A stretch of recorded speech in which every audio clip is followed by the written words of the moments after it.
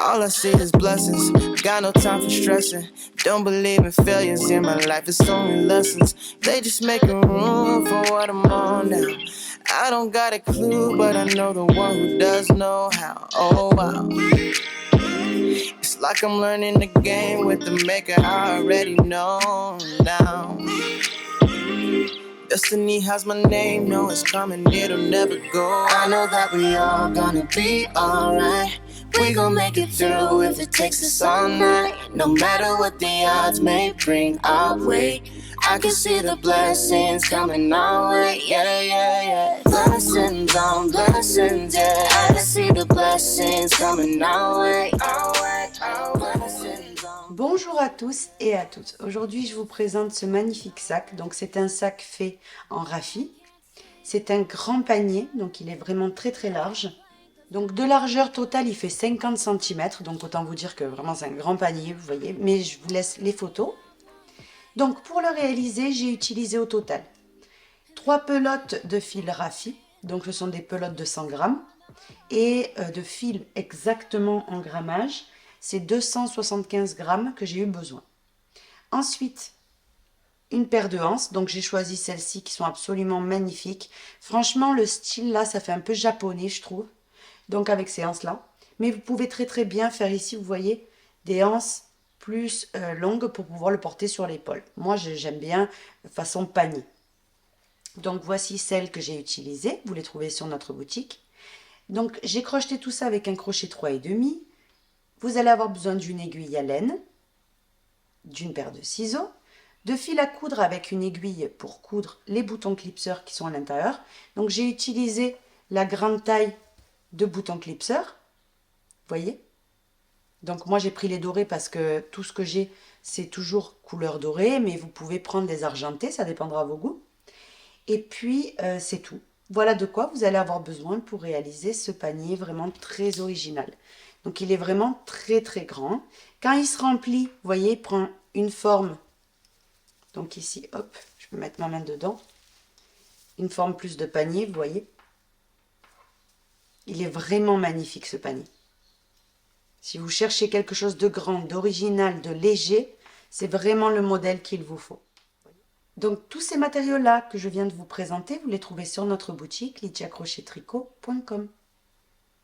Une fois qu'on a fini tous nos granits, donc on doit en avoir 15 au total, on va venir attraper 3 de ces carrés pour commencer à unir. Donc, on en prend 3. Et on va venir tout simplement, donc peu importe lesquels, de toute façon ils sont tous pareils. On va venir, il y en a un qui va être le fond de notre sac, donc qui va être plié en deux comme ça. Donc, vous pouvez déjà vous avancer et le plier en deux. Pour vous montrer, en fait, c'est pour vous montrer que je fais ça. Donc, ici, en fait, le but étant de unir celui-là à celui-là, avec celui-là et celui-là. Vous voyez? Une fois qu'on aura uni comme ça ces 3 carrés ensemble, on pourra s'avancer. Vous voyez, en couches, parce qu'il y aura plusieurs couches. Donc, ici, ce que vous faites, vous dépliez celui-là. Et les 3, on va venir les unir ensemble. Donc, j'ai choisi de les assembler avec l'aiguille à laine, vous voyez? Ici, j'ai bien détendu mon fil, j'ai fait un nœud au bout. Maintenant, on va passer à l'assemblage. Donc, en fait, tout simplement, ce que je vais venir faire, c'est prendre ici les brins extérieurs, vous voyez. Donc, ici, vous avez 2 mailles en l'air. Vous prenez bien celle qui est vers le côté sur lequel vous allez assembler. Donc, hop.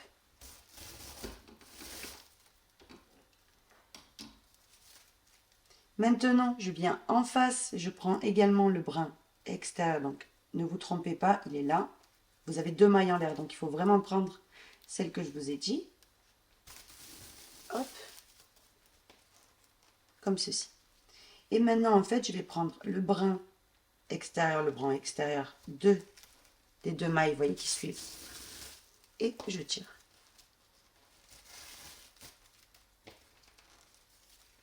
Je viens prendre les 2 suivantes. Ici, la suivante. Ici, la suivante. Et la même chose. Donc, ne tirez pas non plus trop fort, parce que ça risque quand même de se casser. Il faut aller tout en douceur. Vous voyez, vous tirez comme ça. Et une fois que vous avez assemblé 2-3 points, ce que vous faites, c'est que vous maintenez bien fort la base et vous tirez légèrement. Vous voyez, ça s'ajuste automatiquement. Donc moi, je vais faire ça jusqu'à arriver au bout. J'arrive ici au bout, vous voyez. Donc il me reste juste unir les mailles en l'air ici. Donc la première avec la première.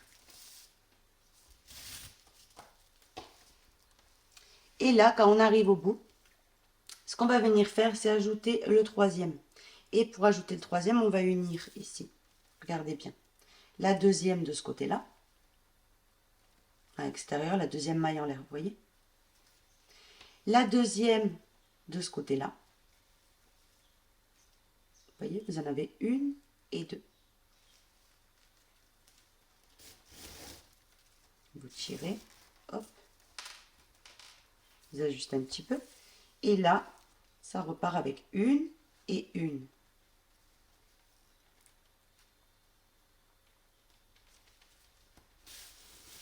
Et maintenant, toutes les mailles serrées. Une fois qu'on a uni, vous voyez. Donc ici, maintenant, vous allez faire ici toutes les mailles serrées avec mailles serrées. Et on se retrouve quand vous avez terminé ces deux morceaux-là. Une fois que c'est bon, vous avez atterri ici, vous avez uni les deux premières mailles en l'air. Vous allez venir prendre, hop, comme ceci, un autre granit et vous continuez d'unir. Donc là, comme on a atterri dans les deux premières, ce qu'on va faire, c'est venir piquer dans la suivante, à l'extérieur, vous voyez, dans la deuxième, et ici, dans celle qui est collée à la maille serrée. Hop, et on tire.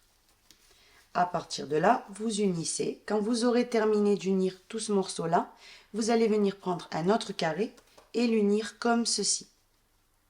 Donc, comme ceci, et ensuite comme ceci, comme je vous ai montré en haut, mais là. Quand vous arrivez là, on se retrouve. Quand on arrive ici, vous voyez qu'on a uni les deux mailles en l'air là. Vous voyez, on va venir repiquer dans la première ici, dans la première ici, et dans la première de ce côté-là. Hop, comme ceci. Maintenant, le but étant de venir piquer d'une façon pour atterrir dedans. On tourne et ici on va faire un nœud. Et profitez et venez cacher votre fil de suite. Comme ça c'est fait. C'est très rapide à faire. Hein.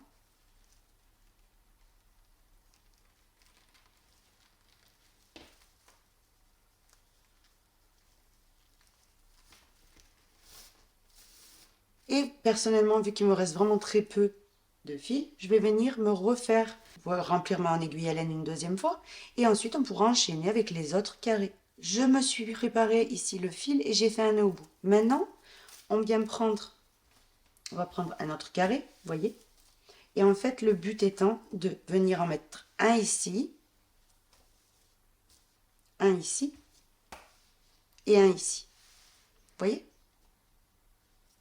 Comme ceci. Une fois que vous aurez assemblé ces trois ensemble en haut, vous voyez, donc vous vous rattachez là, vous venez faire tout le zigzag et on se retrouve. Une fois qu'on a terminé d'assembler, comme je vous disais ici, vous voyez les trois, ce que vous allez faire, donc toujours du côté principal, hein, ne vous trompez pas et n'assemblez pas un à l'envers. Donc ici, on va faire la même chose, mais de ce côté-là en fait. Donc vous allez venir prendre ici une, deux et trois, vous voyez? Vous les assemblez de la même manière que vous avez fait de l'autre côté, et là on se retrouve. Une fois que vous avez assemblé, vous voyez, comme ceci, alors vous devez rajouter deux, ici vous aviez trois, vous voyez, vous en rajoutez deux autres ici, une et une, et ensuite, quand vous les aurez cousus, vous rajoutez deux autres ici. Une fois qu'on a exactement ce cas de figure, vous voyez, on se retrouve. Une autre petite précision, c'est que quand vous commencez à assembler ces deux morceaux ensemble, donc les deux derniers, vous voyez, là vous commencez à partir de la deuxième des mailles, vous voyez, à partir de la deuxième et non pas de la première. Vous voyez, deuxième et deuxième, à l'extérieur toujours. Et à partir de là, oui, vous commencez avec la première et la première, Et ensuite, les mailles serrées avec mailles serrées. Comme on a fait, ensuite, il n'y a plus rien qui change, vous voyez? C'est vraiment ce qu'on a fait depuis le début. Comme ceci, vous voyez? Et vous continuez jusqu'à avoir assemblé les deux. Donc là, c'est pareil, vous allez jusqu'au 2. Jusqu'à la deuxième maille en l'air, vous voyez? Une fois tous les carrés assemblés comme je vous ai dit, vous voyez? Une fois qu'on va venir le plier, voilà ce que vous allez donc obtenir. Un panier, vous voyez, absolument magnifique. Donc la seule chose à faire maintenant, c'est si vous voulez, vous pouvez encore une fois le repasser, vous voyez, ou bien le laisser comme ça. Et ici, assembler ce côté-là et ce côté-là. Ici, on passera ensuite à la anse et on aurait le panier pour aller à la plage ou pour aller, voilà, où vous voulez, de près. Donc, ce qu'on fait, c'est qu'on vient s'accrocher ici, on coud toute cette partie-là et quand on arrive là, on se retrouve. Maintenant qu'on a ce résultat-là, donc notre panier ici, il a pris forme, donc ici, vraiment en haut, du côté gauche, vous voyez, de la pointe. Et on vient faire d'abord une maille en l'air que l'on vient passer, vous voyez, à travers cet espace-là. Donc vous le passez, vous voyez. Vous faites ici une maille en l'air. Et ce qu'on va venir faire, c'est ici même une maille serrée pour commencer. Maintenant, on va faire des mailles serrées, vous voyez, dans chaque maille pour égaliser. En fait, on va tout laisser impeccable, vous voyez. En fait, tout ça, il faut que ça reste propre. Donc, on fait un tour de maille serrée, vous voyez. Donc déjà, il faut travailler uniquement sur les mailles serrées qu'on a là. Donc là, c'est vraiment pas compliqué. Donc vous continuez comme ça jusqu'à arriver ici. Donc là, je vous montrerai quoi faire. Une fois qu'on y est, on vient faire ici une maille serrée dans cet espace, mais qu'on ne finit pas, vous voyez. Et une autre dans le prochain espace, parce que vous avez un espace ici, là, et un espace ici, vous voyez, c'est les angles des carrés. Et une fois qu'on a ces deux boucles, on vient les finir ensemble.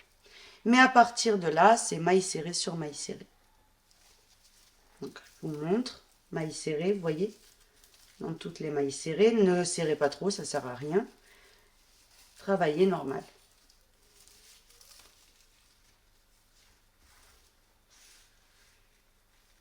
Vous voyez? Ça fait déjà beaucoup plus propre que par exemple ici. Vous voyez? Donc, je vous laisse continuer. Donc, hop, on contourne. Et quand on arrive ici, on se retrouve. Ce que je voulais vous préciser, c'est ce qu'on vient de faire ici. Vous le faites à chaque fois qu'il y a une union, vous voyez, de deux carrés, pour que ça fasse joli. Donc, ici, dans l'union suivante, vous voyez. Et quand on arrive ici au bout, on se retrouve. Quand on arrive, vous voyez, là je me suis rattachée là, j'ai fait tout le tour comme je vous ai dit. Quand on arrive en haut, ici, on vient dans le trou faire une maille serrée. Maintenant, on va faire une et deux mailles en l'air. Et dans le même trou, une maille serrée. Donc ça, en fait, c'est pour prendre l'angle. Maintenant, vous recommencez, parce qu'il y a un tour, en fait, où on égalise tout, on laisse tout propre. Et ensuite, on fait les anses. Donc là, on vient descendre ici, de la même manière que je vous ai montré. On remonte, on refait le tour. On refait exactement pareil. Chaque fois que vous avez deux carrés qui se joignent, on fait une sorte de diminution que je vous ai montré. Et quand vous arrivez là, on se retrouve. Je suis sur le point de terminer, donc j'arrive ici à l'angle. J'ai coupé mon fil déjà parce qu'il ne me reste plus qu'à faire une maille serrée, des mailles en l'air. Donc ici, dans l'angle où on est venu se rattacher tout au début, vous voyez, on avait fait une maille serrée. Bien, on complète avec une autre maille serrée et deux mailles en l'air. Une et une deuxième. Maintenant, on vient ici, ramener notre fil, maille coulée, une maille en l'air et on tire le fil. J'aurais pu couper un peu plus entre nous, mais bon, c'est pas grave, ça va pas se défaire. Puisque je vais faire tellement d'aller-retour avec ce petit morceau que c'est impossible que ça va bouger. Maintenant, ce qu'on va venir faire, c'est... Alors moi, j'ai choisi de mettre cette anse, que je trouve absolument magnifique, vraiment. Alors, je suis venue déjà faire l'autre côté. Je vais vous montrer comment on fait avec celui-ci, vous voyez. Donc, je suis venue doubler le fil en deux. J'ai fait un nœud au bout, comme vous pouvez voir. Maintenant, je prends la anse. Vous voyez? Mais d'abord, donc juste avant, vous allez venir piquer comme ceci le fil, vous voyez. Hop, passer le fil comme ceci pour former comme une sorte de nœud. Donc là, il est complètement bloqué. Et là, je commence à passer à travers l'anse. Je passe une fois, hop, comme ceci. Je passe à travers le trou, ici. Je passe à travers le sac, enfin la anse, pardon. À travers le sac, la anse, vous voyez. Et très important, on veille que le résultat soit joli. Donc là, je vais venir passer encore une fois, hop, une fois par dedans le sac et une fois par dedans la anse. On ajuste pour que tout ce qu'on vient de faire reste quand même à peu près à la même hauteur, vous voyez, comme ceci. Et maintenant derrière, on vient faire un nœud. Donc pour faire le nœud, on vient ici, hop. On va d'abord passer une fois à travers toutes les boucles qu'on vient de faire. Vous voyez, une fois que c'est bon, on vient tout simplement faire un petit nœud en attrapant un petit morceau de sac.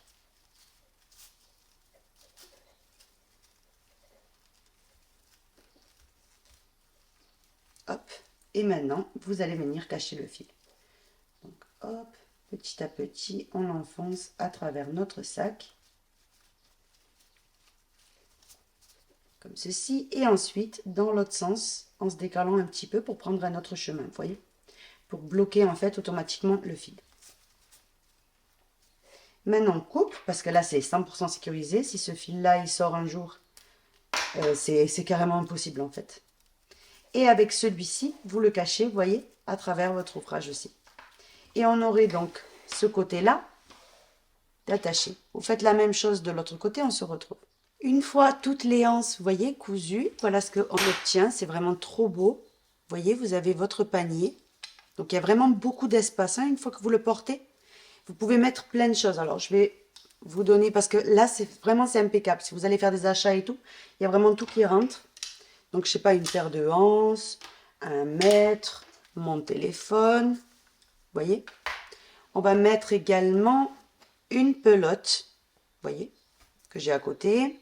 On va mettre encore une autre pelote, encore un morceau de pelote, vous voyez, ainsi de suite. Donc, c'est vraiment un très grand sac. Donc, ici, pour le terminer complètement, parce que là, on a cousu les anses, vous voyez, de notre panier. Maintenant, ce qu'on va venir faire, c'est lui mettre ici, vous savez, un fermoir. Donc, ça, c'est optionnel, hein. Moi, je vais le faire personnellement. Je vais venir lui coudre ici un petit fermoir. J'ai terminé, donc je lui ai cousu le bouton clipseur, vous voyez. J'ai juste à le fermer et c'est bon. Donc, voici le tutoriel terminé. Je vais vous mettre quelques photos, vous voyez, avec moi le portant, comme ça, vous allez voir ce que ça donne. Vous pouvez également doubler le sac, pourquoi pas. Vous savez, au moment, avant de coudre ces deux parties-là, vous pouvez en fait tout simplement couper un tissu qui fasse la même dimension et venir lui faire, pourquoi pas, une housse à l'intérieur, donc comme vous voulez. Donc voici. En tout cas, les sacs comme ça ne se déforment pas, hein. C'est très difficile de déformer du raffia. Donc voilà. Écoutez, sur ce, j'espère que mon tutoriel vous aura plu. En tout cas, moi, j'ai adoré vous le partager. Donc sur ce, gros bisous à tous et à toutes et à très bientôt pour un nouveau tuto.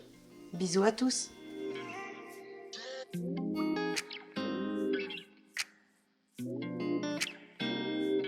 All I see is